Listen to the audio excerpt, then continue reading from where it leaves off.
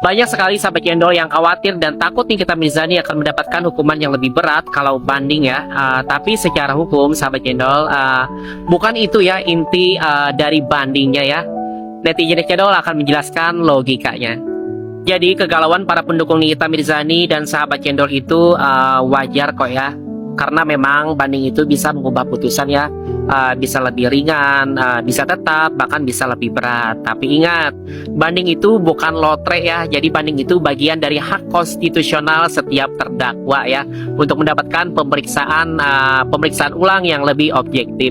Nah, dalam sistem hukum kita, putusan pengadilan tingkat pertama itu bukanlah kebenaran final ya. Pasal 67 KUHP dengan tegas memberikan hak kepada terdakwa ya untuk mengajukan banding atas putusan yang belum inkrah. Tujuannya itu untuk menguji apakah putusan hakim pertama sudah sesuai dengan fakta dan penerapan hukum yang benar. Jadi secara prinsip hak banding itu adalah bentuk kontrol judisial ya. Itu seperti quality kontrolnya peradilan. Kalau tidak ada banding ya sahabat cendol, maka tidak ada koreksi atas kekeliruan hukum.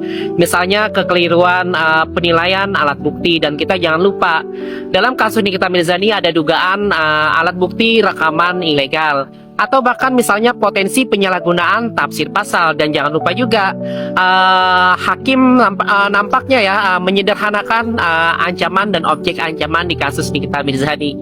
Nah, sekarang kita hubungkan ke posisi hukumnya Nikita Mirzani. Jadi kalau misalnya Nikita Mirzani tidak mengajukan banding ya, maka putusan pidana terhadap dirinya itu langsung berkekuatan hukum tetap atau ingkrah. Dan itu akan berpotensi ya untuk membunuh gugatan perdatanya yang saat ini berjalan. Karena begitu vonisnya ingkrah, maka seluruh petitum perdatanya otomatis ya berpotensi bertentangan dengan fakta hukum yang sudah sah. Artinya gugatan perdata Nikita Mirzani ya ke Reza Gladys akan jatuh dengan sendirinya. Sebaliknya nih, kalau misalnya Nikita Mirzani banding ya, memang sih Nikita Mirzani berpotensi ya hukumannya diperberat.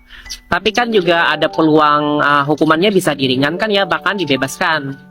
Tergantung pertimbangan majelis hakim tingkat tinggi.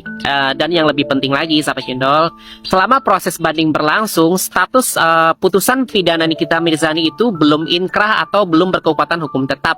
Artinya gugatan perdata Nikita Mirzani masih hidup secara hukum. Nah, itulah sebabnya langkah banding adalah strategi hukum Nikita Mirzani yang paling masuk akal ya. Ia bukan cuma sekedar berjuang di jalur pidana, tapi juga melindungi posisi hukumnya di jalur perdata. Dan ingat, hakim sama. Dalam hukum, risiko itu wajar banget ya.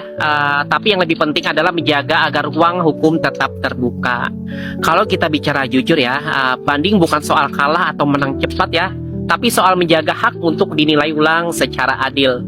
Jadi buat kalian yang masih galau soal bandingnya Nikita Mirzani ya, ingat ini nih, kadang dalam hukum sahabat cendol, resiko naik hukuman itu jauh lebih kecil dibandingkan kehilangan seluruh ruang pembelaan. Jadi banding itu bukan soal nekat, tapi banding itu adalah langkah yang cukup cerdas.